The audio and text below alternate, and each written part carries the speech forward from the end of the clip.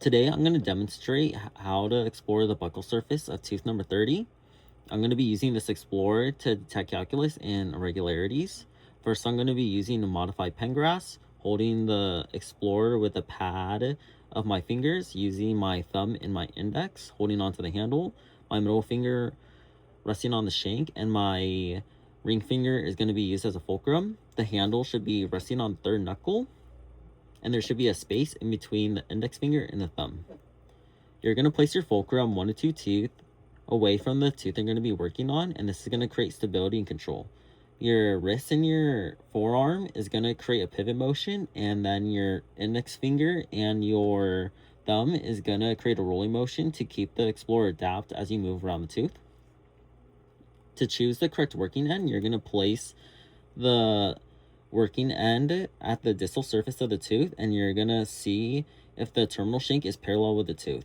And this is called parallelism. When the terminal shank is parallel with the tooth the whole entire time throughout the exploration.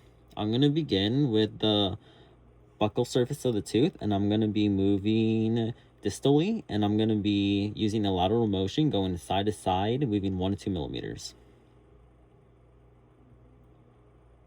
As I'm moving, my elbow is going to be moving towards me. And then once I'm at the distal line angle, I'm going to be using an oblique motion, rolling my Explorer while continuing a lateral motion.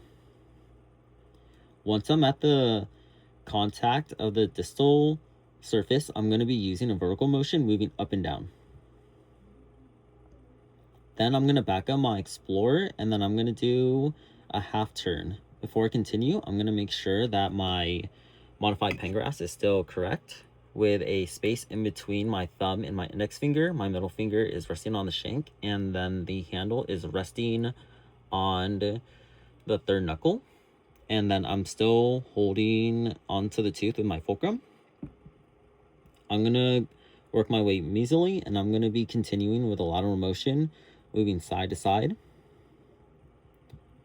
Once I reach the medial buccal surface, I'm going to be adding a roll to it. So it'll be side to side roll, side to side roll. And then once I reach the mesial line angle, I'm going to be using an oblique roll, rolling the Explorer, and my elbow is going to be more outwards.